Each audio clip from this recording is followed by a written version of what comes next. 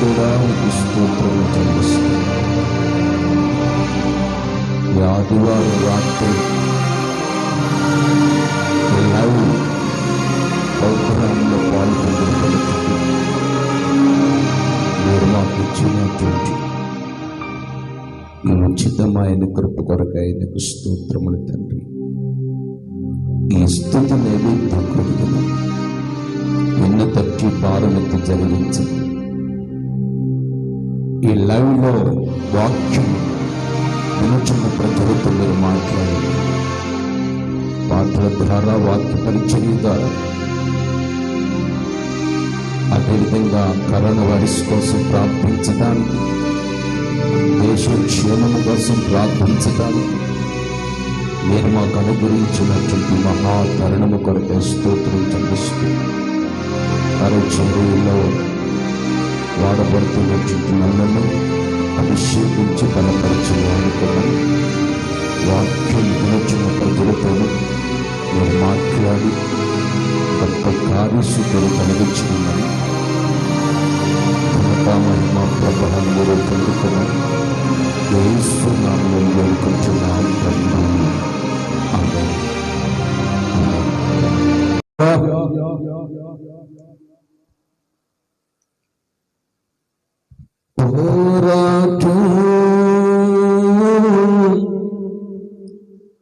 ఆత్మీయ పోరాటం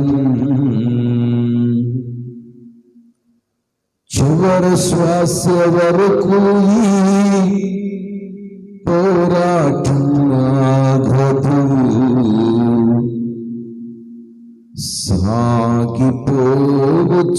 సాగిపోవచ్చున్నాను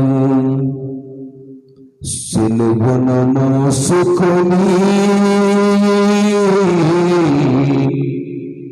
నా గమ్యస్థానానికి.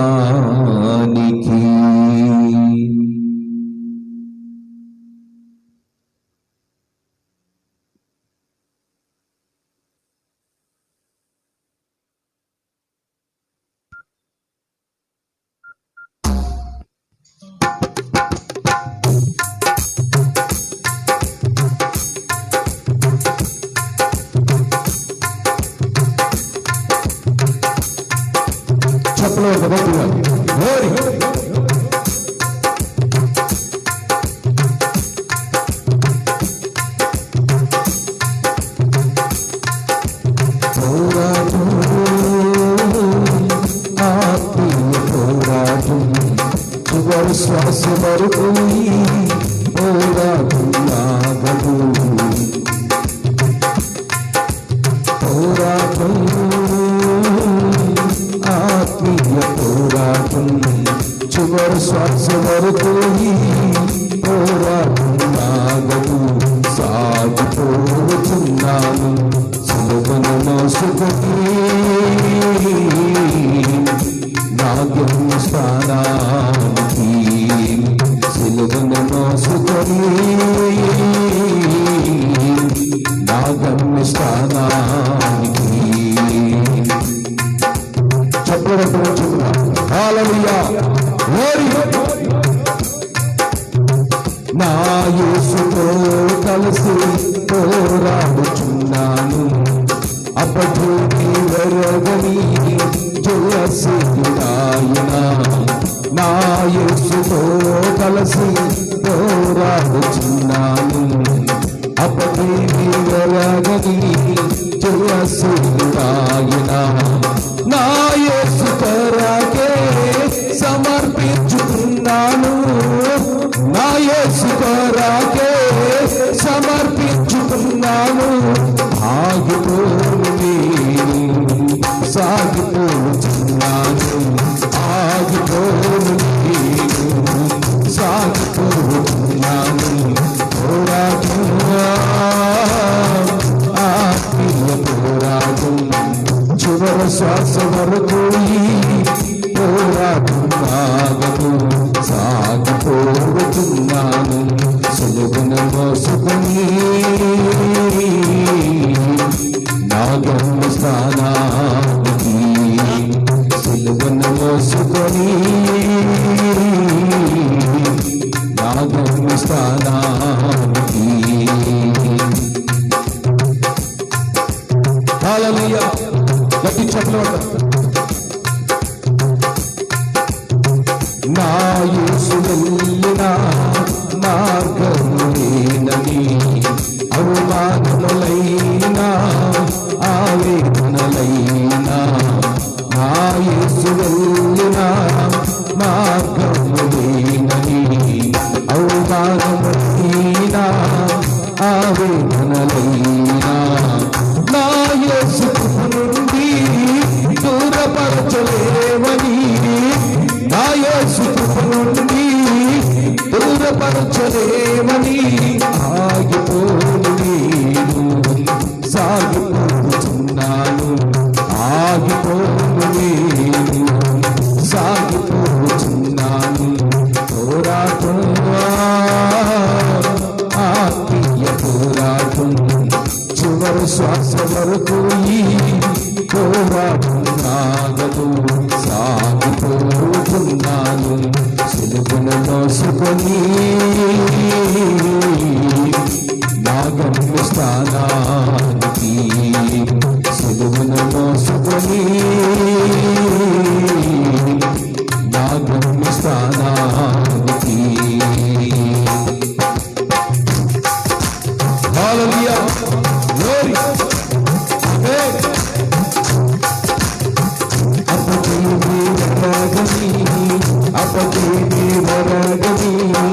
అపజయమురగని ఆదియు అంతము లేనివాడు నా యేసు. ఆసీనుడయ్యాడు సింహాసనమునందు. ఆదియు అంతము లేనివాడు నా యేసు. ఆసీనుడయ్యాడు సింహాసనమునందు. ఆ సింహాసనం నా గమ్యస్థానము. ఆ సింహాసనం నా గమ్యస్థానము. ఆగిపోను నేను, సాగిపోతున్నాను. ఆగిపోను నేను, సాగిపోతున్నాను. పోరాటం, ఆత్మీయ పోరాటం, చివరి శ్వాస వరకు ఈ పోరాటం నాగదు. సాగిపోతున్నాను సిలువను మోసుకొని నా గమ్యస్థానానికి. సిలువను మోసుకొని నా గమ్యస్థానానికి. హల్లెలూయా. నా యేసుతో కలిసి పోరాడుచున్నాను. అపజయమే వరగని జయశీలుడాయన. నా యేసుతో కలిసి పోరాడుచున్నాను. అపజయమే వరగని జయశీలుడాయన. నా యేసు కొరకే సమర్పించుకున్నాను. నా యేసు కొరకే సమర్పించుకున్నాను. ఆగిపోను నేను, సాగిపోతున్నాను. ఆగిపోను నేను, సాగిపోతున్నాను. పోరాటం, ఆత్మీయ పోరాటం, చివరి శ్వాస వరకు ఈ పోరాటం నాగదు. సిలువను మోసుకొని నా గమ్యస్థానానికి. సిలువను మోసుకొని నా గమ్యస్థానానికి.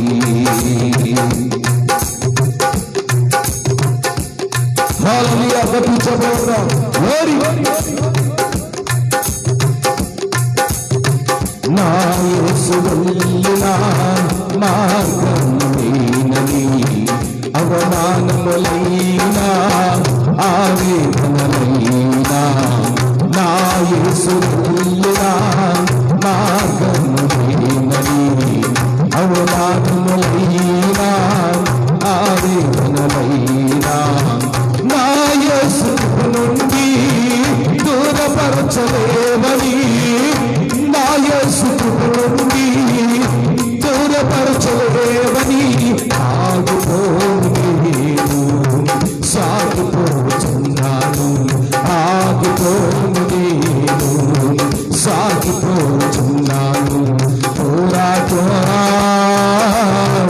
ఆత్మీయ పోరాటం చివరి శ్వాస వరకు ఈ పోరాటం ఆగదు సాగిపోతున్నాను సిలువను మోసుకొని నా గమ్యస్థానానికి సిలువను మోసుకొని నా గమ్యస్థానానికి సిలువను మోసుకొని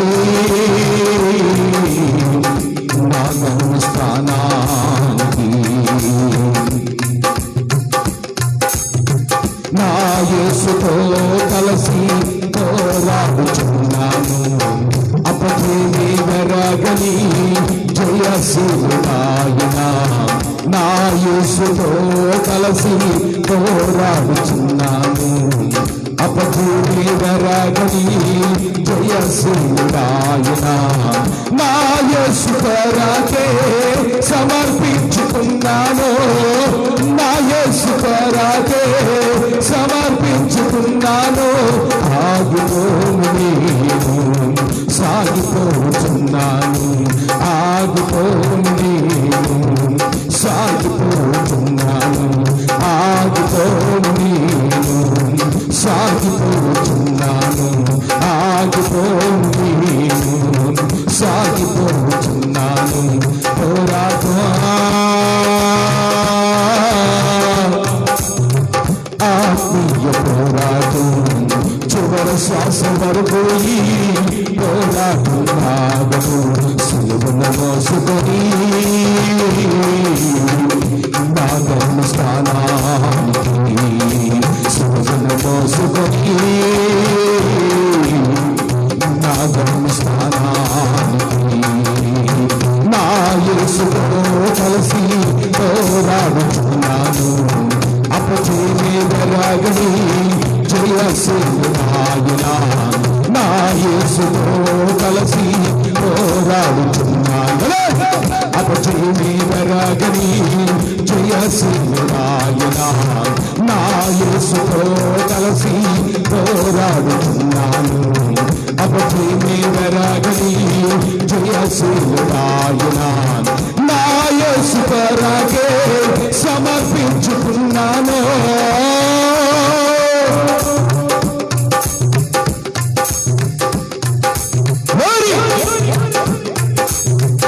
నా యేసు కొరకే సమర్పించుకున్నాను నా యేసు కొరకే సమర్పించుకున్నాను ఆగిపోను నేను సాగిపోతున్నాను ఆగిపోను నేను సాగిపోతున్నాను ఆగిపోను నేను సాగిపోతున్నాను ఆగిపోను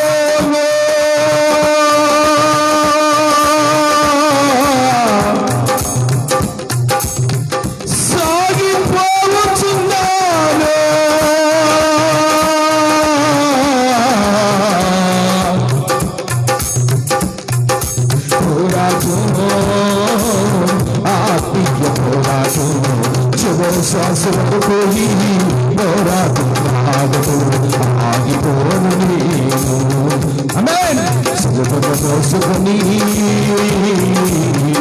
నా గమ్యస్థానానికి సిలువను మోసుకొని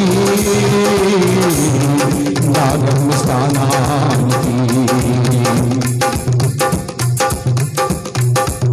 నా యేసు వెళ్ళిన మార్గము లేనని నా యేసు వెళ్ళిన మార్గము లేనని అవమానములైనా ఆవేదనలైనా నా యేసు కృప నుండి దూరపరచలేవని నా యేసు కృప నుండి దూరపరచలేవని నా యేసు కృప నుండి దూరపరచలేవని నా యేసు కృప నుండి దూరపరచలేవని నా యేసు కృప నుండి దూరపరచలేవని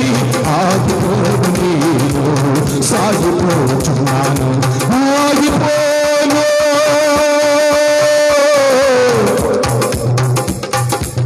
సాగిపోచున్నాను, పోరాటం, ఆత్మీయ పోరాటం, పోరాటం, ఆత్మీయ పోరాటం, చివరి శ్వాస వరకు పోరాటం సాగిపోచున్నాను. సిలువను మోసుకొని నా గమ్యస్థానానికి, సిలువను మోసుకొని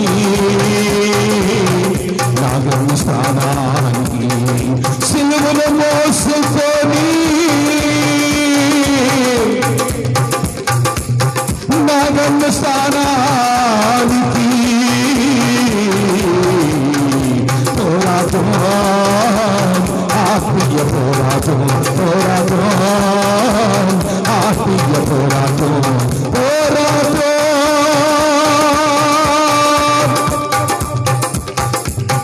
ఆత్మీయ పోరాటం,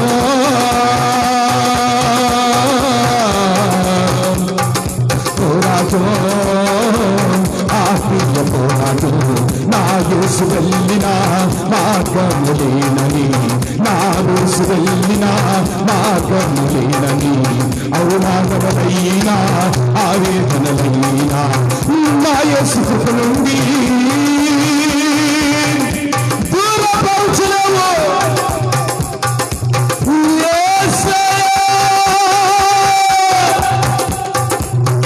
నా యేసు కృప నుండి దూరపరచలేవని, నా యేసు కృప నుండి దూరపరచలేవని, ఆగిపోను నేను సాగిపోచున్నాను.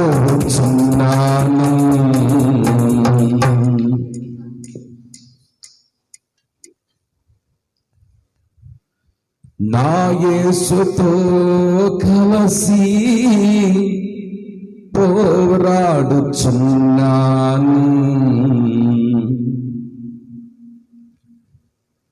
నా యేసుతో కలసి పోరాడుచున్నాను. అపజయమే వెరగని జయశీలుడాయనా,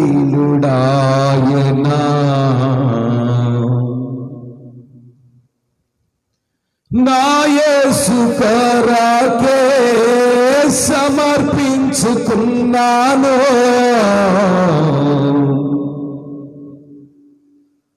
నా యేసు కొరకే సమర్పించుకున్నాను,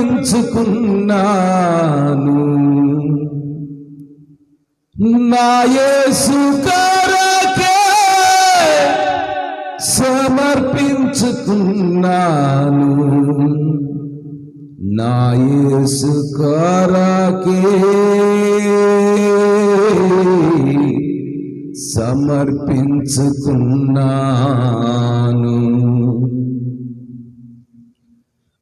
ఆగిపోను నేను సాగిపోవచ్చున్నాను.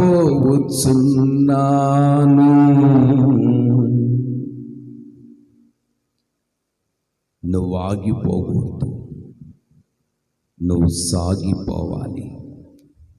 నువ్వు ముందుకు సాగినట్లయితే నీ జీవితంలో అపజయమంటూ వెరగకుండా జయాన్ని దేవుడు ప్రసాదిస్తాడు.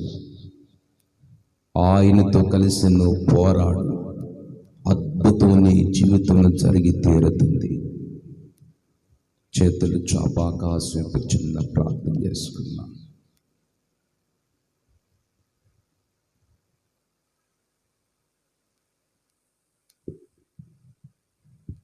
ప్రేమాస్వరూపి పరిశుద్ధుడా జీవాధిపతినికి స్తోత్రాలు.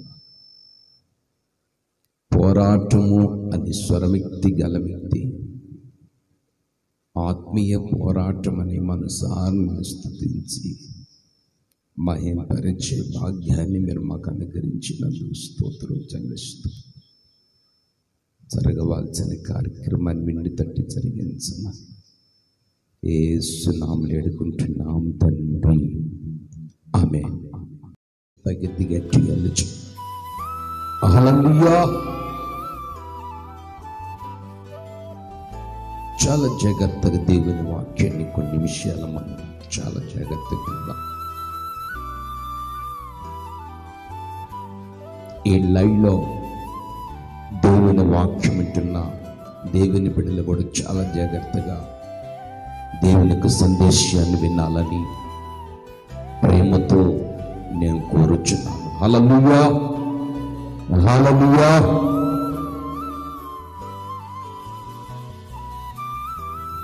యేసుక్రీస్తు భూమి మీద సశరీరంగా సంచరిస్తున్నటువంటి ఆ దినాలలో యేసయ్యకి ఒక వాడుక ఉండేది. వాడుక చొప్పున, క్రమము చొప్పున ఆయన తన పరిచర్యను జరిగిస్తూ ఉండేవాడు. పరిచర్యను జరిగిస్తున్నటువంటి ఆ సందర్భాలలో ఆయనకి యథావిధిగా వాడుక చొప్పున ఒలీవ కొండ మీదకి వెళ్ళి మోకరించి ప్రార్థన చేస్తూ ఉండేవాడు. కొండంటే ఎత్తైనటువంటి అనుభవం. ఆయన మోకాళ్ళు వచ్చి ఆ ఒలీవ కొండ మీదకి వెళ్ళి ఏకాంతముగా ప్రార్థనలు గడుపుతూ ఉండేవాడు. ఒంటరిగా ఆయనే మోకరించి ప్రార్థన చేస్తూ ఉండేవాడు. దానిని ఏకాంత ప్రార్థన అంటారు. ఆయన ఒలీవ కొండకి వాడుక చొప్పున కొండ మీదకి వెళ్ళి దేవాది దేవునితో ఏకాంతముగా ప్రార్థనలు గడిపి ఇక తెల్లవారుచున్న సమయములో ఇక యేసుక్రీస్తు దేవాలయములోకి వచ్చి దేవుని వాక్యాన్ని ప్రజలకు బోధిస్తూ ఉండేవాడు.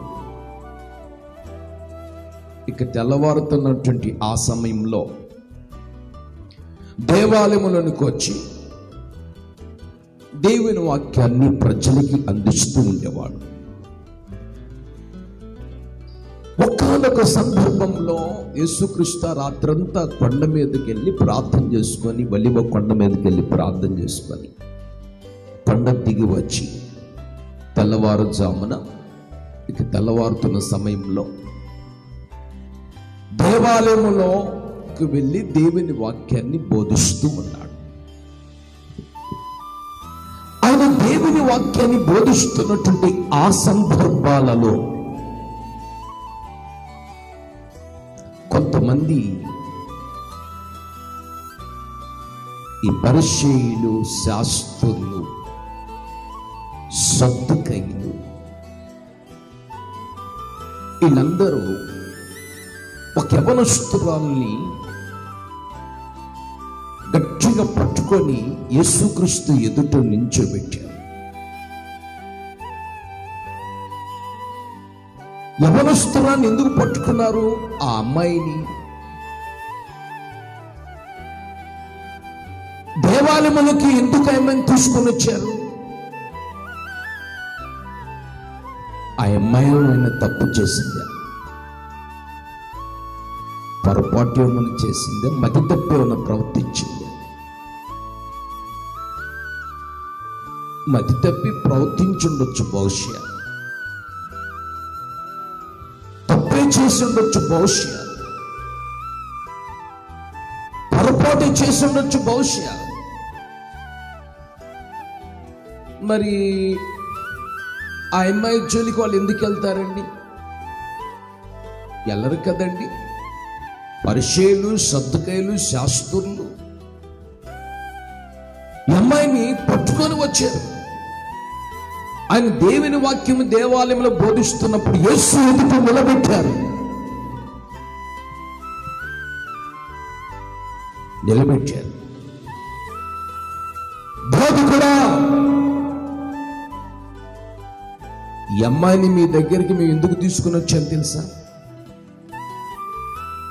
అసలు మేము ఈ అమ్మాయిని తీసుకుని వచ్చిన ఉద్దేశం ఏమై ఉందో తెలుసా? వ్యభిచారము చేస్తున్నప్పుడు పట్టబడిన స్త్రీ అమ్మాయి, పాపం చేస్తున్నప్పుడు ఈ అమ్మాయిని మేము గట్టిగా పట్టుకున్నాము, దొరికింది మాకు. ఎన్నో రోజుల నుంచి తప్పించుకొని పారిపోయింది, చిక్కలేదు మాకు. మేము కాపేసాము, కనిపెట్టాము. చేపల వ్యక్తి చేపలను పట్టుకోవటానికి వల వేసినట్లుగా మేము వల వేసాము. ఈ రోజున మా కంటబడింది, వ్యభిచారం చేస్తుంది అమ్మాయి పట్టబడింది కాబట్టి మీ దగ్గరికి మేము తీసుకొని వచ్చాం. వాళ్ళ చేతుల్లో చాలా రాళ్ళు, ఒక్కొక్కరు చేతులు ఒక్కొక్క రాయి పట్టుకుని వచ్చారు.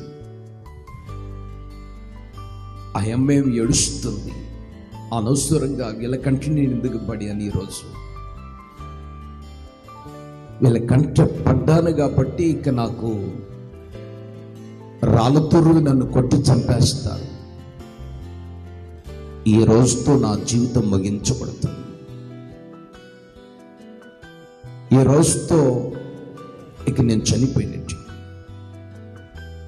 ఇంతమంది చేతుల్లో నేను పడిపోయాను, ఇంతమంది చేతుల్లో నేను చిక్కిపోయాను,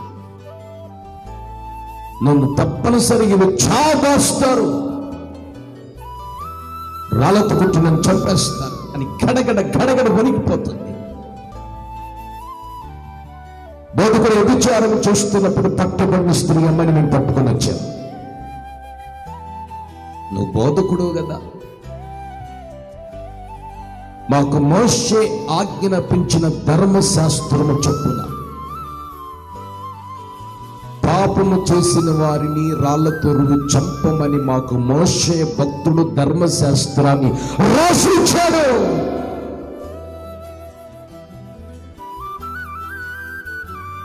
కనుక మాకు మోషే రాసిచ్చిన ధర్మశాస్త్రం ప్రకారం ఏమో పాపం చేసింది కాబట్టి, పాపంలో పడిపోయింది కాబట్టి, పాపిగా జీవిస్తుంది కాబట్టి, వ్యభిచారం చేస్తున్నప్పుడు ఈ అమ్మాయిని మేము పట్టుకొని వచ్చాము కాబట్టి ఇప్పుడు ఈ అమ్మాయిని మేము రాళ్లతో చంపమంటారా,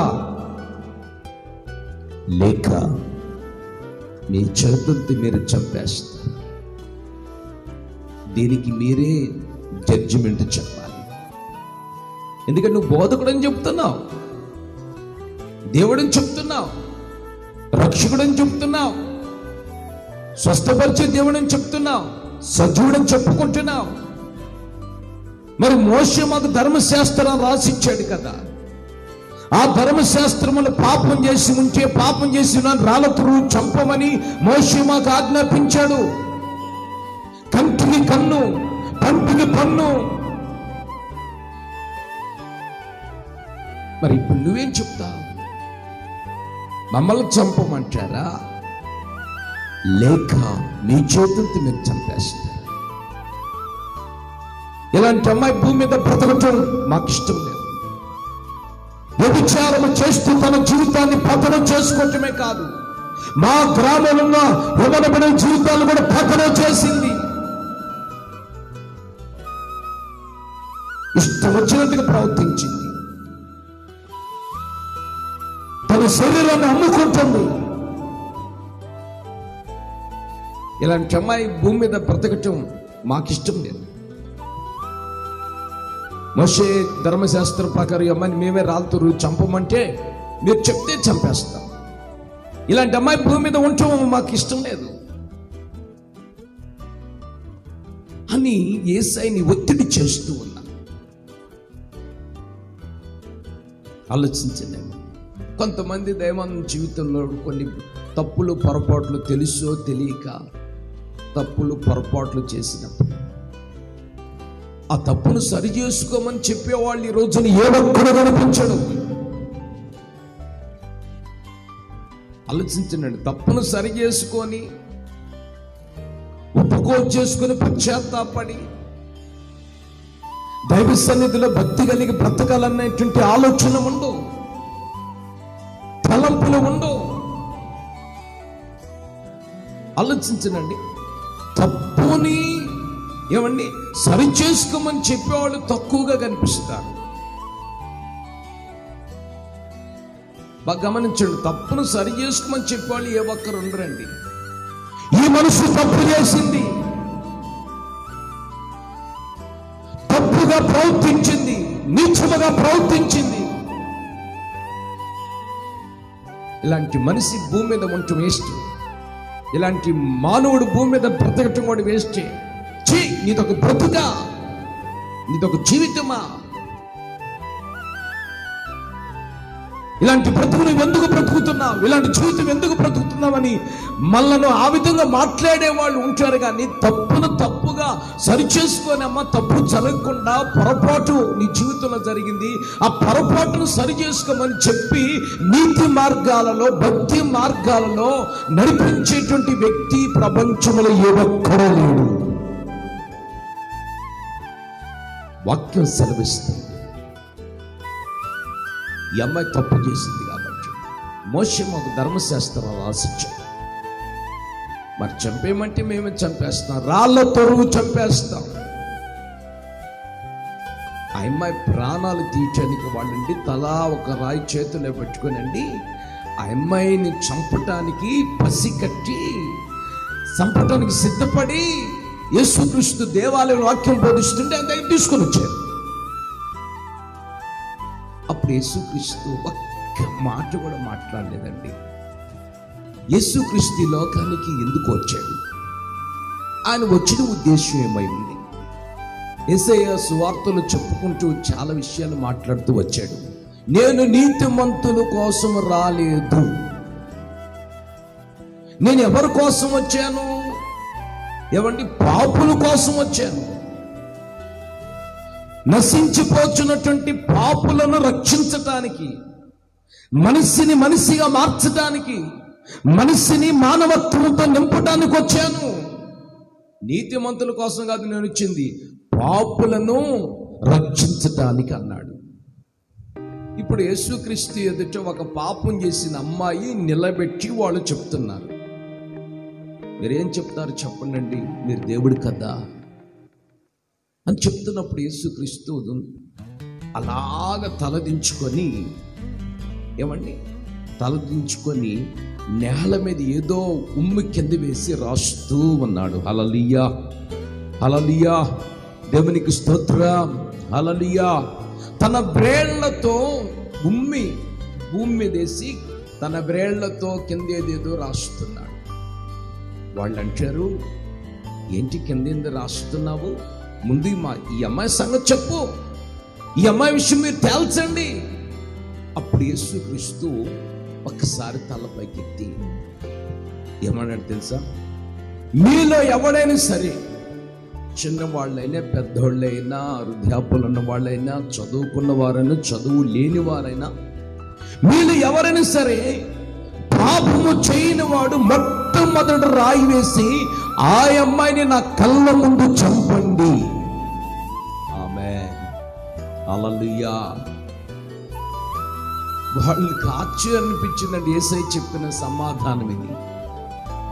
ఏం చెప్పాడు ఆయన?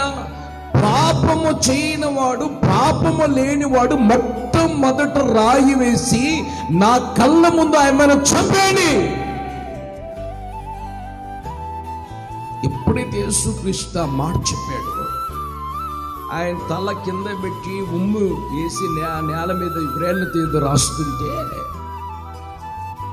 ఆలోచించి రాస్తుంటే వాళ్ళందరూ మన పాపాలు రాస్తున్నాడు. ఏమైనా మనం పలానా రోజున పలానా పాపం చేశాం కదా, దొంగతనం చేశాం, మోసకరంగా బ్రతికాం, దుర్మార్గంగా జీవించాం, నీచంగా బ్రతికాం, నీచమైన ప్రవర్తనగా మనం బానిసలైపోయాం. నేను పలానా రోజున పలాని పాపం చేశాను, నేను పలానా రోజున పలాని పాపం చేశాను, అమ్మో నేను పాపం చేశాను, చిన్నప్పటి నుంచి నేను పాపం చేశాను. ఎవరి ముఖములు వాళ్ళు తడుముకొని అక్కడికి వచ్చినటువంటి వాళ్ళు చేతుల్లో ఉన్న రాళ్ళు అక్కడి కింద విసిరి కొట్టి వచ్చిన దారి తిరిగి వెళ్ళిపోయారు. ఎవ్వరు కూడా ఒక్క రాయి కూడా అమ్మాయి మీద విసిరి కొట్టలేదు. ఎందుకు కొట్టలేదు తెలుసండి? ప్రతివాడు పాపం చేసినవాడు. ఆమె భూమి మీద పుట్టిన ప్రతి వ్యక్తి పాపం చేసినవాడండి. పాపము చేయనివాడు యేసుక్రీస్తు ఒక్కడే పరిశుద్ధుడు. ఆయన పాపము చేయనివాడు ఆ జన్మ బ్రహ్మచారి, కామ క్రోధ మద మత్సరము లేని దేవుడు. ఆయనలో పాపం లేదు. మనుషుల ప్రతి వారిలో పాపం ఉంటుందండి. ప్రతి వారిలో ఏదో ఒక లోపం ఉంటుందండి, ఏదో ఒక తప్పు ఉంటుందండి, ఏదో ఒక పొరపాటు ఉంటుందండి, ఏదో ఒక వంకరతనం కనిపిస్తూనే ఉంటుంది. ఆలోచించండి. అయితే ఎప్పుడైతే యేసుక్రీస్తు మొట్టమొదటి రాయి వేసి చంపి వెళ్ళమన్నాడో వాళ్ళ పాపముల వాళ్ళకి కొట్టొచ్చినట్లుగా కనిపించినవి. ఆమేన్, హల్లెలూయా. ఈ రోజున మనం చేసే పాపాలు కూడా దేవుడు ఒక్కసారి మనతో మాట్లాడాడంటే మన పాపములు కూడా మనకు కొట్టొచ్చినట్లు కనిపిస్తాయి. ఆలోచించండి, కొట్టొచ్చినట్లు కనిపిస్తాయి. అప్పుడు ఆ అమ్మాయి లేదు, గడగడ గడగడ గడగడ వణికిపోతుంది. ఇక నన్ను చంపేస్తారు, ఈరోజుతో నా ప్రాణం పోద్ది, ఈరోజుతో నా ఊపిరి పోద్ది. యేసుక్రీస్తు ఎదురుకొచ్చి నన్ను నుంచోబెట్టారు, వీళ్ళు తప్పనిసరిగా నన్ను రాళ్ళతో రువ్వు చంపేస్తారు, ఇక నేను చచ్చిపోయినట్లే. చావు మీద కూడా ఆశను వదిలిపెట్టుకుంది. కొంతమంది రోగాల వలన, కొన్ని ఇబ్బందుల వలన, కొన్ని సమస్యల వలన, కొన్ని బాధల వల్ల, కొన్ని నిందల వలన వాళ్ళ ఆశలన్నీ కూడా ఏమైపోతాయంటే అడి ఆశలు అయిపోయి ఇక సావే శరణ్యమని వెంచుకుంటారు. ఇక నేను నా వల్ల ఏది కాదు, ఇక చావటమే మేలు, బ్రతికే దానికంటే కూడా చావటం మేలు అన్నట్లుగా ఈ అమ్మాయి తన బ్రతుకు మీద ఆశలన్నీ వదిలేసేసేసి ఒక్కసారి యేసు ఈ క్రీస్తు ఎదుట అలాగ నుంచొని గడగడ గడగడ వణికిపోతూ ఉంది. ఆమేన్. అప్పుడు యేసు క్రీస్తు అన్నాడండి, ఏమన్నాడండి? చదవండి, యోహాను సువార్త 8వ అధ్యాయం.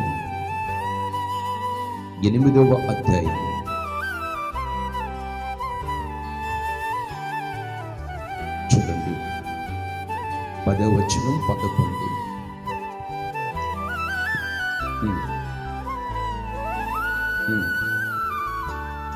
చూసారండి, అమ్మా వాళ్ళు ఎక్కడున్నారు? నీకు శిక్ష విధించలేదా?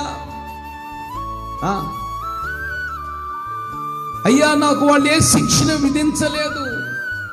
లేదయ్యా వాళ్ళకి శిక్ష విధించలేదు. వాళ్ళని శిక్షించలేదా? రాళ్ళతో కొట్టలేదా? నిన్ను గాయపరచలేదా?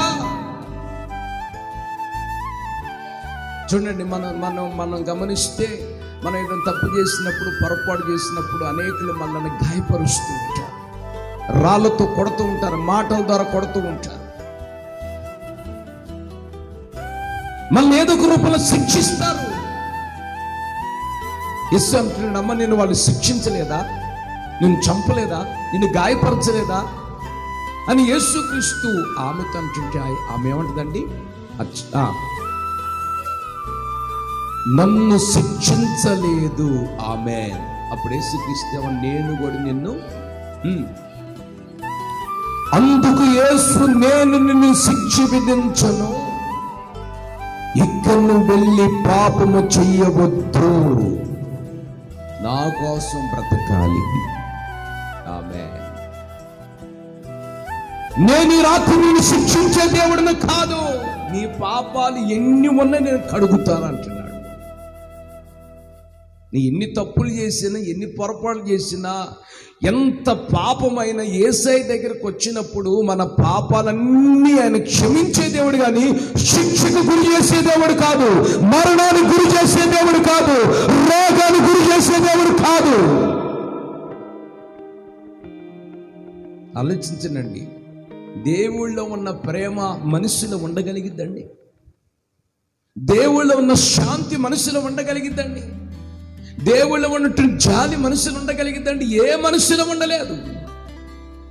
ఆయన అంటున్నాడమ్మా, నిన్ను శిక్షించే దేవుడిని కాదమ్మా, నిన్ను కొట్టనమ్మా, నిన్ను తిట్టనమ్మా, అమ్మా నువ్వు ఇక మీదట నువ్వు పాపము చేయకుండా నీతిగా భక్తిగా నా కోసం నువ్వు బ్రతికినట్లయితే నీ జీవితాన్ని నేను చిగురింపజేస్తాను. ఆమేన్, ఆమేన్. చూశారండి, వాస్తవంగా యేసుక్రీస్తు దగ్గరకు రాకపోతే ఆ అమ్మాయిని ఆ గ్రామస్తులు రాళ్లతో రువి కొట్టి చంపేవాళ్ళు. మరణం రుచి చూసేది. యేసుక్రీస్తు దగ్గరకు రాబట్టి ఆ అమ్మాయికి ఉన్నటువంటి మరణాన్ని దేవుడు కొట్టివేశాడు. ఆ అమ్మాయికి ఉన్న శాపాన్ని దేవుడు తొలగించాడు. ఆ అమ్మాయికి ఉన్నటువంటి ప్రతి పాపాన్ని దేవుడు క్షమించాడు.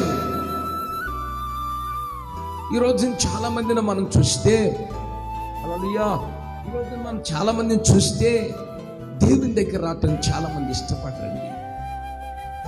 దేవుని దగ్గరికి రాత్రి నువ్వు వచ్చావు కాబట్టి, లైవ్లో వాక్యం ఉంటున్నావు కాబట్టి, నీ శాపాన్ని ప్రభు తన గుండెల మీద వేసుకొని ప్రభు మోస్తాడండి. నిన్ను క్షమించే దేవుడగా, నిన్ను మరణానికి అప్పగించే దేవుడు కాదు.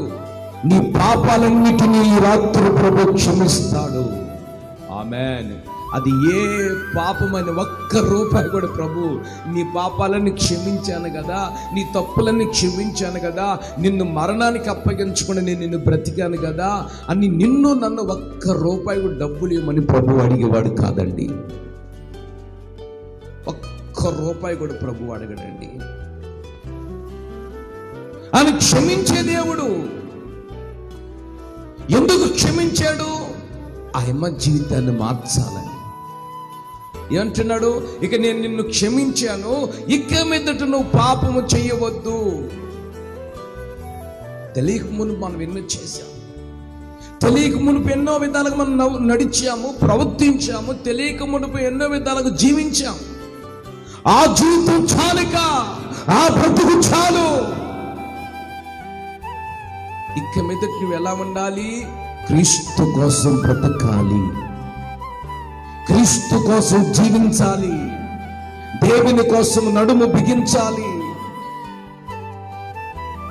ఆ దేవుడు చూడండి ఎంత అద్భుతమో తెలుసండి. ఆ అమ్మాయిని చంపాలని వస్తే దేవుడు ఆ అమ్మాయి మీదకి వస్తున్న శిక్షణ ప్రభు తప్పించాడండి. మన శిక్షణ ప్రభు కొట్టివేస్తానన్నాడండి.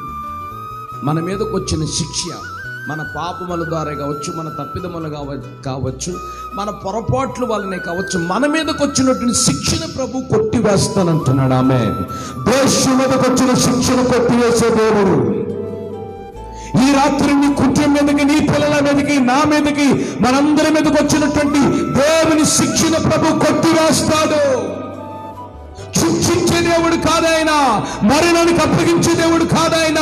నీ పాపాలను క్షమించి నిన్ను మనిషిగా మార్చగలిగిన దేవుడు, ఆ రక్తముతో కడిగి శుద్ధీకరించిన దేవుడు. ఆమేన్. హల్లెలూయా, హల్లెలూయా. క్షమిస్తాడండి ఆయన. మరి ఈ రోజున మన జీవితాలు ఎలా ఉన్నాయి? ఒకసారి నుంచి తెలియక మనం తప్పు చేసాం, తెలియక పొరపాటు చేసాం, తెలియక మన జీవితంలో మన జీవిత విలువ ఏమిటో తెలియక మనం ప్రవర్తించాం. అయితే యేసయ్య మన కళ్ళు తెరిపించి మనోనేత్రాలు వెలిగించాడు. ఆమేన్. హల్లెలూయా.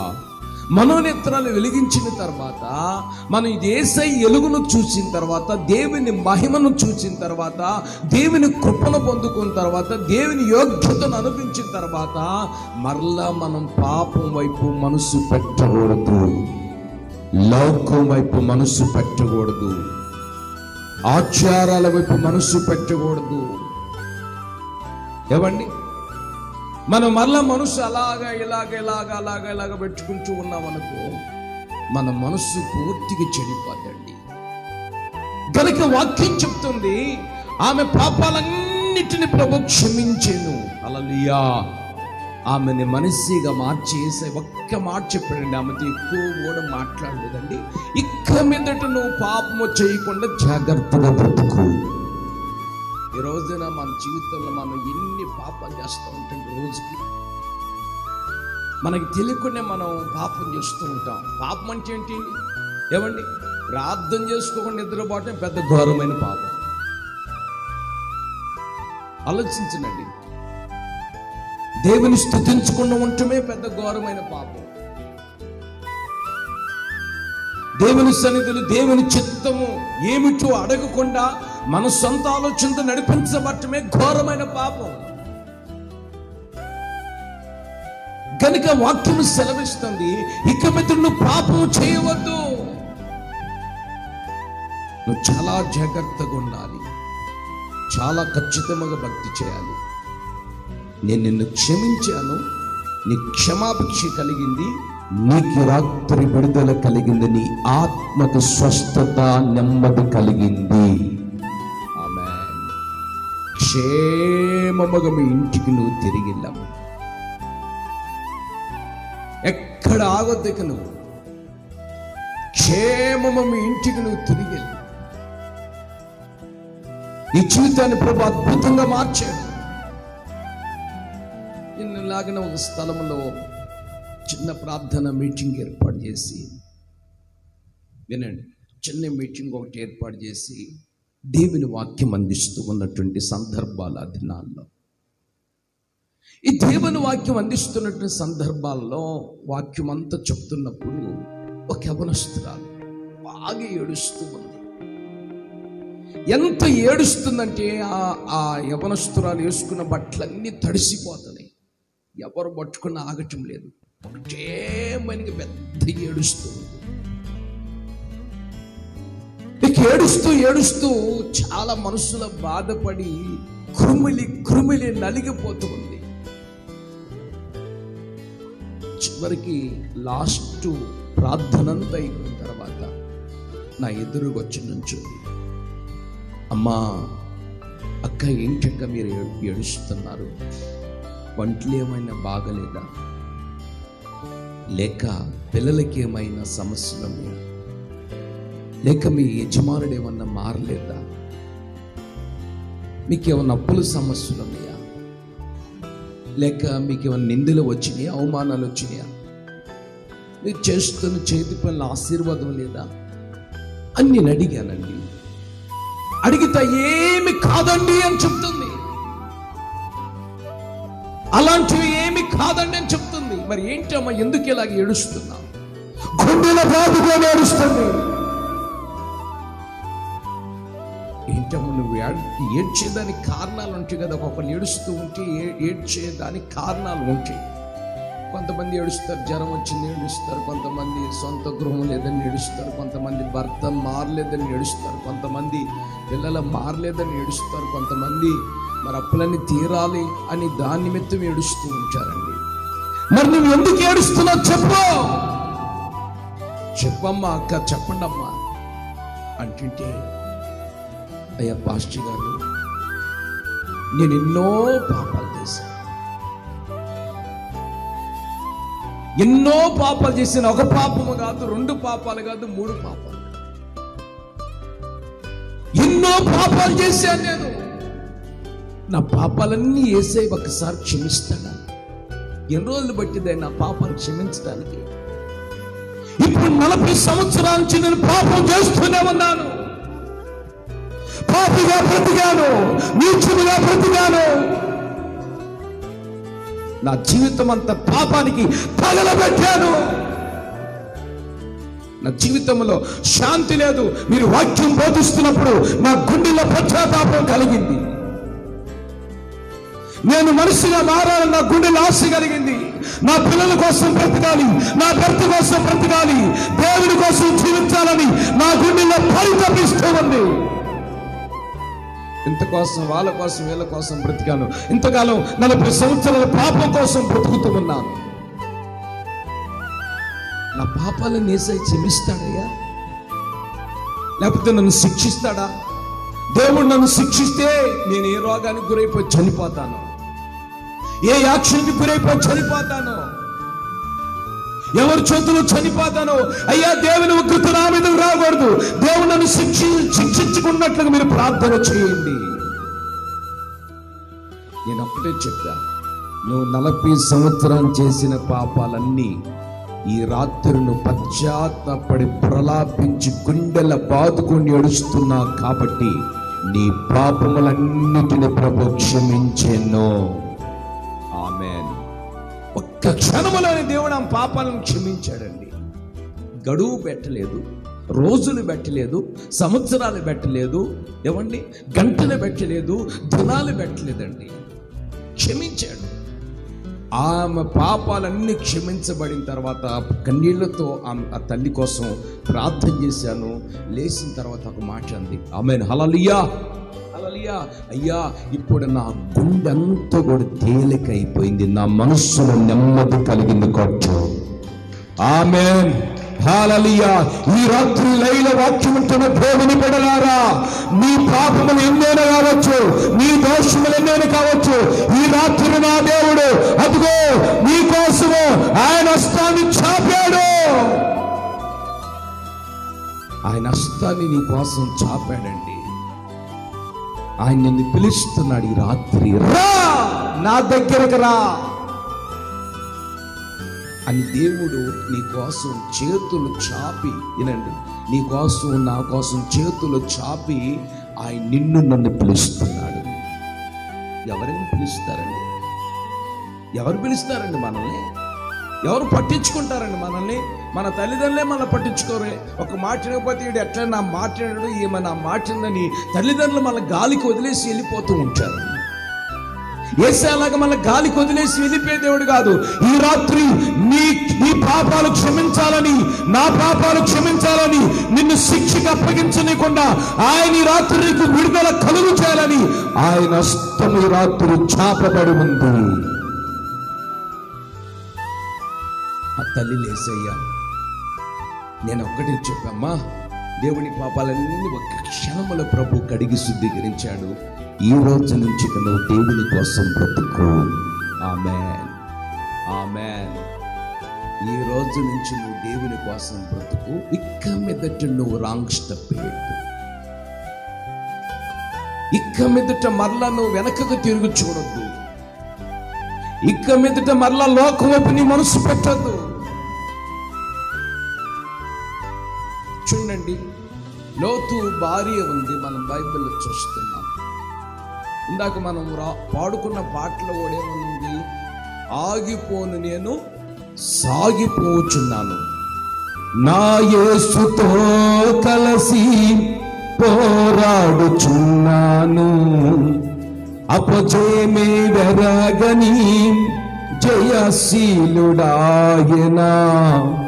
నా యేసు కొరకే సమర్పించుకున్నాను, ఆగిపోను నేను సాగిపోవచ్చున్నాను. ఆగిపోకుండా సాగిపోమని దేవుడు చెప్పాడు. ఎవరు చెప్పాడండి? పాపములో జీవిస్తున్నటువంటి ప్రజల మధ్య లోతు భార్య పిల్లలు ఉన్నారు. వినండి, ఇప్పుడు మనం ఇది పాపలోకం అండి. పాపలోకంలో మనం కూడా కలిసి జీవిస్తున్నాం. బాగా ఆలోచించండి. దేవుని నమ్ముకున్న వాళ్ళు, నమ్ముకోకుండా ఉన్నటువంటి వ్యక్తులు, వాళ్ళమై మనం కలిసి జీవిస్తున్నాం.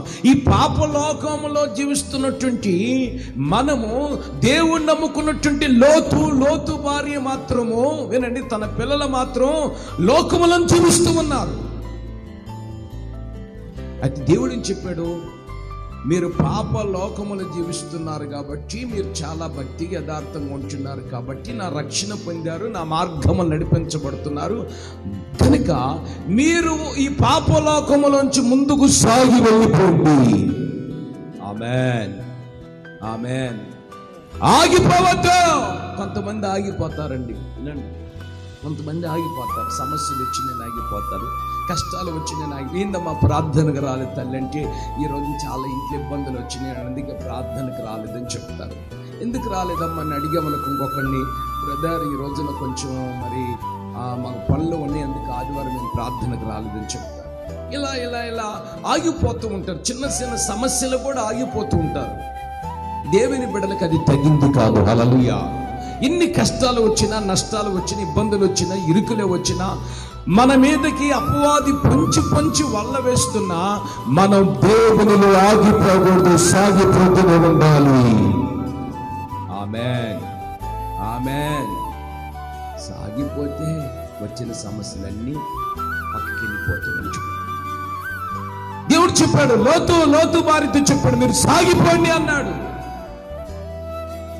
మరి లోతేమో ముందుకు సాగిపోయి తన ప్రాణాన్ని దక్కించుకున్నాడు, తన ప్రాణాన్ని కాపాడుకున్నాడు. దేవుని కృప ద్వారా ఆ బిడ్డ సజీవుడిగా లెక్కించబడ్డాడు. హల్లెలూయా. లోతు భార్య ఆయన అంటూ ఉన్నామే కదండి. మీరు ఆలోచించండి, లోతు భార్య ఇద్దరు ప్రభువుని నమ్ముకున్న వాళ్ళు రక్షించబడ్డారు, బాప్తిస్మం తీసుకున్నారు, యేసు రక్తముల కడగబడ్డారు, ఇద్దరు చక్కగా మందిరానికి వెళ్ళేవాళ్ళు. మరి లోతు ఏమో ముందుకు సాగిపోయాడు. లోతు భార్య ఏం చేసింది? సాగిపోకుండా ఆగిపోయి వెనకకు తిరిగి చూసింది. మరలా పాపం వైపు మనసు పెట్టింది, లోకం వైపు మనసు పెట్టింది. అక్కడ ప్రజలు ఏం చేస్తున్నారు? వాళ్ళు ఏం చేస్తున్నారు? ఆ పట్టణం ఎలా ఉంది, ఆ సొదొమ పట్టణం ఎలా ఉందని ఆమె వెనకకు తిరిగి చూసి ఆమె సాధించింది ఏమైనా ఉందా? ఆలోచించనండి. నిజమేనండి. ఆమె వెనకకు తిరిగి చూసి ఆగిపోయి సొదొమ గొమొర్రా పట్టణం వైపు చూసి ఆమె ఏదో సాధించింది అని ఉంటే బైబిల్లో బాగుండేది. ఆమె సాధించింది ఏమిటి? వెనకకు తిరిగి చూసి మరలా పాపంలో పడిపోయి, మరలా లోకములో పడిపోయి, చెడ్డ కార్యాల్లో పడిపోయి ఆమె ఆగిపోయినటువంటి లోతు భార్య ఉప్పు స్తంభం అయిపోయింది. ఇప్పటికీ జెరూసలేము ఉప్పు స్తంభం లాగా ఉంటుంది. ఆమె ఉప్పు స్తంభం అయిపోయింది లోతు భార్య. లోతు మాత్రం ప్రాణాన్ని దక్కించుకున్నాడు, ప్రాణాన్ని కాపాడుకున్నాడు, సురక్షితంగా ఉన్నాడు. ఆయన్ని దేవుడు కావలి కాస్తూనే ఉన్నాడు. ఈ రోజున మన ఆత్మ రక్షించబడాలి. ఆమేన్. నీ మీద నా మీద ఉన్న శిక్షను యేసయ్య ఈ రాత్రి కొట్టివేశాడండి. ఈ భారతదేశం మీద శిక్షణ ప్రభు కొట్టివేశాడండి. ఇక మీద నువ్వు పాపం చేయవద్దు. నువ్వు నా సన్నిధిలో పవిత్రంగా జీవించాలి, ఖచ్చితంగా జీవించాలి, నీతి కలిగి జీవించాలి, భక్తి కలిగి జీవించాలి. మరి ఈ రోజున మనం అలా జీవిస్తున్నాము. దేవుడు మన ఎడల ప్రభు ఎంతో కృప చూపాడు. ఆమేన్. హల్లెలూయా. దేవునికి మనం ఎంత నష్టమై ఉన్నామండి. ఒక్క ఆత్మని రక్షించబడాలని ఆయన చేతులు చాపి నీ వైపు నా వైపు తేరి చూస్తున్నాడు. సాతాను ఏం చేస్తున్నాడు? మళ్ళా నరకానికి తీసుకెళ్ళటానికి వాడు తీసేస్తున్నాడు.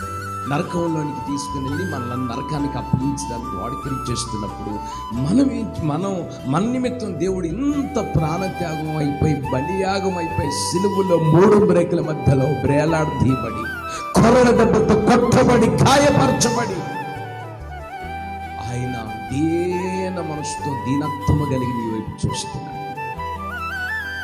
దీనత్వము కలిగి దేవుడు నీ వైపు చూస్తున్నాడు. నీ పాపములు ఏదైనా కావచ్చు, ఈ రాత్రి నా దేవుడు క్షమిస్తాడు.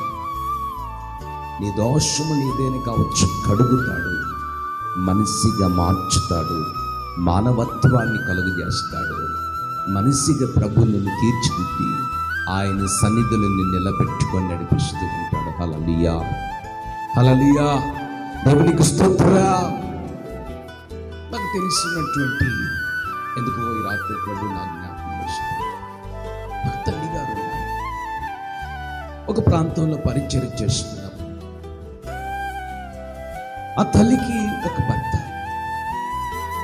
ఆయన ఏం చేస్తాడంటే మిలిటరీలో జాబ్ చేస్తూ ఉండేవాడు. ఆయనకి 2 కుమారులు, 1 కుమార్తె. 2 కుమారులకి వివాహం అయిపోయింది, కుమార్తె కూడా వివాహం అయిపోయింది. ఇక ఆయన సంవత్సరానికో లేకపోతే 2 సంవత్సరాలకు ఒకసారి వస్తూ ఉండేవాడు. ఆ చర్చి పక్కనే వాళ్ళ గృహము కూడా.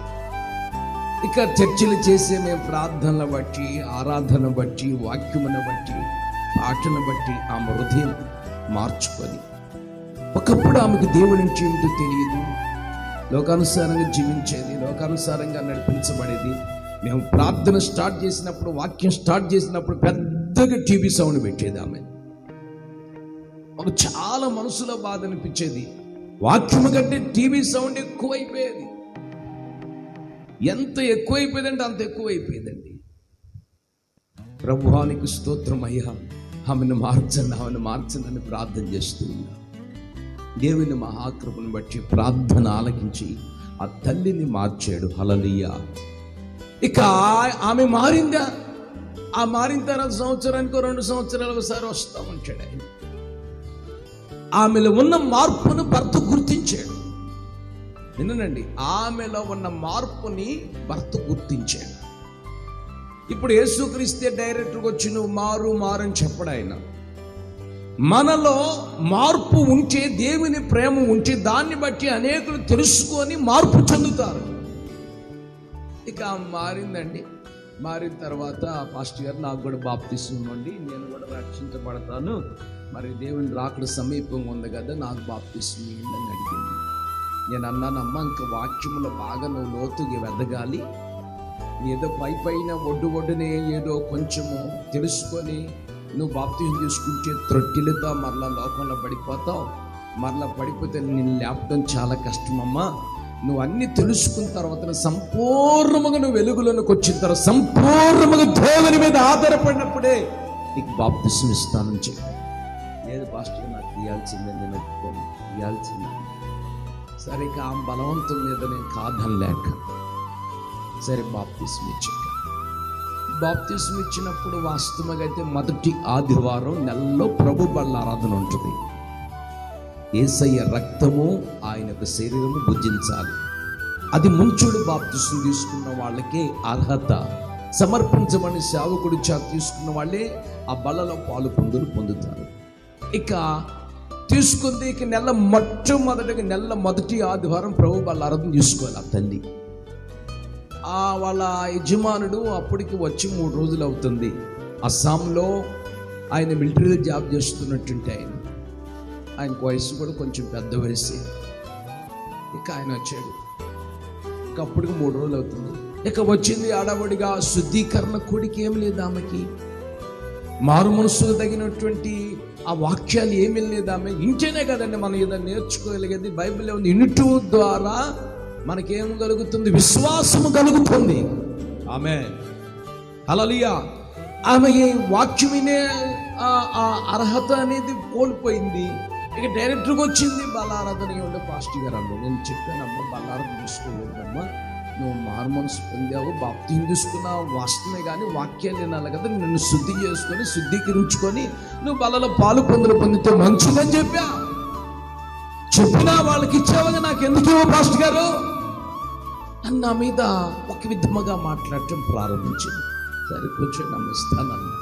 లేలే కూర్చొని ఇచ్చిన తర్వాత ఇంటికి వెళ్ళింది. కానీ వినండి బాగా, ఇంటికి వెళ్ళిన తర్వాత భర్త అడిగాడు అంటే, మరి బాప్తిసం తీసుకున్నామంటే కదా, మార్పు చెందావు, చక్కగా దేవుణ్ణి ఎదుగుతున్నావు, నాకు కూడా మారాలని ఆశ ఉంది, నేను కూడా ప్రార్థన చేయించుకోవాలని ఆశ ఉంది, యేసుక్రీస్తు నమ్ముకోవాలని నాకు కూడా ఆశ ఉంది అని నేను ఎన్నో మాటలు పాపం భార్యని ప్రశ్నించి అడిగాడు ఆయన.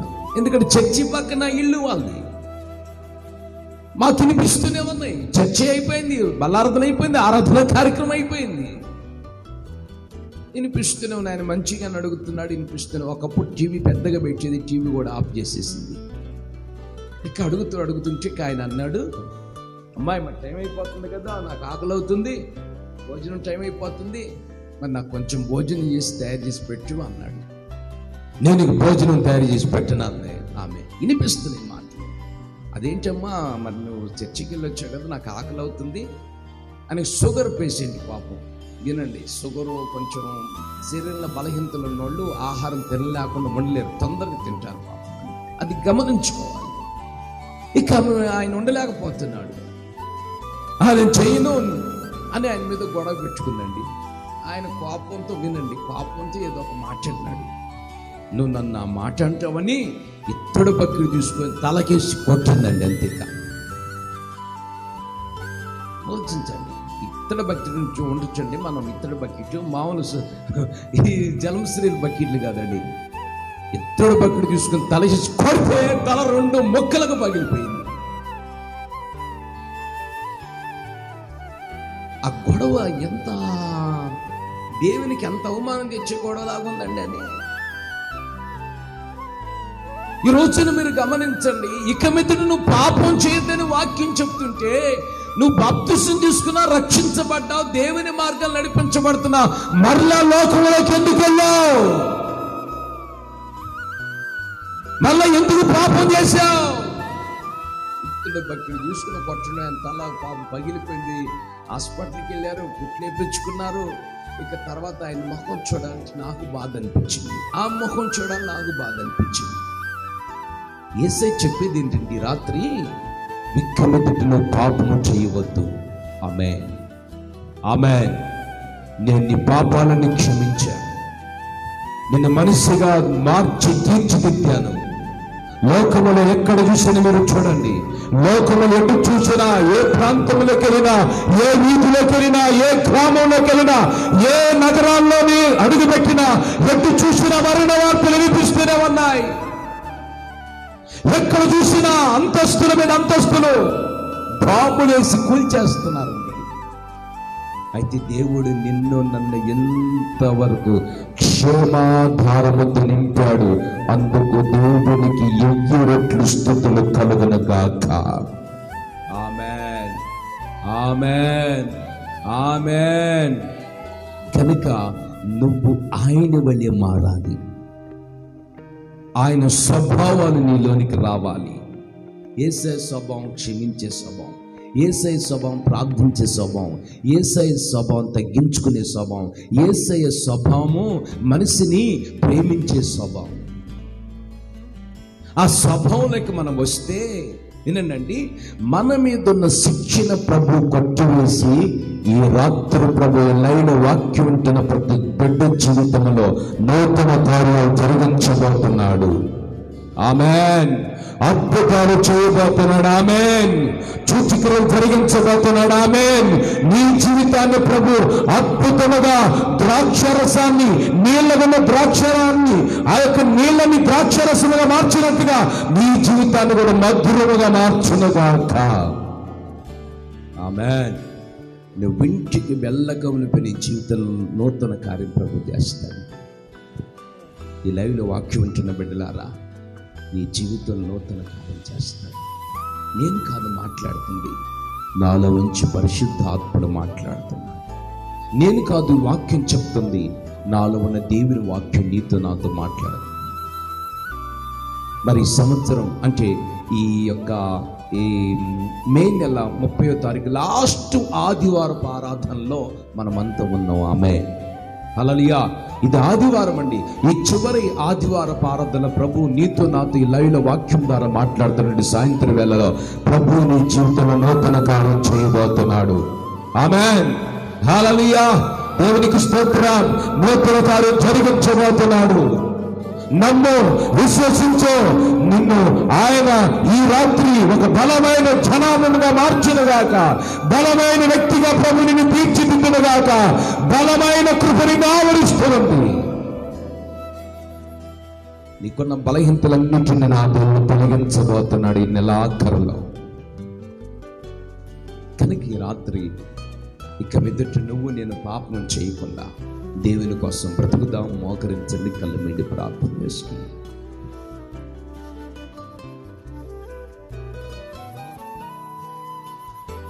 ప్రేమాస్వరూపి జీవాధిపతినికి స్తోత్రం చెల్లిస్తున్నాం. ఈ లైవ్లో ఎందరైతే నాయన ఈ వాక్య పరిచర్య వింటూ ఉన్నారో, మీ మాటల కోసం ఆశపడి మీ సన్నిధిలో కూర్చొని నీ మాటలు వినుచున్న ప్రతి బిడ్డతోనూ నాతోనూ అందరితో మీరు మాట్లాడినందుకు స్తోత్రముల తండ్రి. అయ్యా, పరిసయ్యులు, సద్దూకయ్యులు వ్యభిచారం చేస్తున్నప్పుడు పట్టబడిన స్త్రీని చంపడానికి రాళ్ళు చేతుల్లో పెట్టుకొని మీ ఎదుట నుంచోబెట్టారు. ప్రభువానికి స్తోత్రం. అయితే మీరెంత కరుణమూర్తి అంటే అంత కరుణమూర్తివయ్యా. మీ దగ్గరికి వచ్చిన బిడ్డని ఎప్పటికీ మీరు త్రోసివేసి దేవుడు కాదండి. మనుషులైన త్రోసివేస్తారు, మనుషులైన మమ్మల్ని శిక్షిస్తారు, మనుషులైన మమ్మల్ని కొడతారు, మరణానికి అప్పగిస్తారు. అయితే నాయన, ఆ బిడ్డని మీరు మరణానికి అప్పగించలేదయ్యా, ఆ బిడ్డని ఆయన మీరు శిక్షించలేదయ్యా. ఆ బిడ్డకున్నటువంటి మరణాన్ని మీరు ఆయన కొట్టివేసి ఆ బిడ్డ శిక్షణ మీ మీద పెట్టుకొని బిడ్డ పాపాలన్నీ క్షమించి ఇక మీదట పాపం చేయవద్దని చెప్పి బుద్ధి కలిగిన వాక్యం చెప్పి నా కోసం బ్రతకమని చెప్పినందుకు స్తోత్రములు తండ్రి. ఈ రాత్రినైనా ఎందరైతేనైనా ఆ స్థితిలో ఉన్నారు, ఆ పరిస్థితులు ఉన్నారు, వాళ్ళ పాపాలన్నీ మా పాపాలన్నీ క్షమించి మా జీవితములు తండ్రి నిబడి జీవితం నూతన కార్యాలు చేసి శిక్షణ కొట్టివేసినందుకు స్తోత్రం అయ్యా. ఈ రాత్రి వాక్యం వింటున్న ప్రతి బిడ్డ జీవితముల తండ్రి గొప్ప క్షమాభిక్షను మీరు కలుగు చేసి మనిషిని మనిషిగా మార్చి ఈ రక్తముతో కడిగి సకల రోగాలు, సకల జబ్బులు, సకల వ్యాధులు, సకల పాపపు కార్యాలు ఈ రాత్రి కలిగించినందుకు స్తోత్రం చెల్లిస్తూ ఇక మీదట మేమును మీ బిడ్డను ఇక మీదట పాపం చేయకుండా నీ కోసం సాక్షిగా బ్రతుకున్నట్లుగా నీ కోసం జీవించినట్లు సహాయము చేయమని, అదేవిధంగా తండ్రి రాత్రినైనా ఒక్కొక్కరి జీవితంలోనైనా నూతన కార్యాలు మీరు జరిగించినందుకు వందనము స్తోత్రం చెల్లిస్తూ ఈ నెలలోనైనా ఆదివారం ఆరాధనలో ఈ లైవ్లో సాయంత్రం వల్ల వాక్యం వింటున్న ప్రతి బిడ్డ జీవితంలో ఇప్పుడు నూతన కార్యాలు జరిగించునుగాక నీకు స్తోత్రం చెల్లిస్తూ ఘనత మహిమ ప్రభావాలు మీరు మాత్రం పొందుకోమని, మా మీద ఉన్న శిక్ష, మీ బిడ్డల మీద ఉన్న శిక్షను మీరు కొట్టివేసి, ఈ కరణ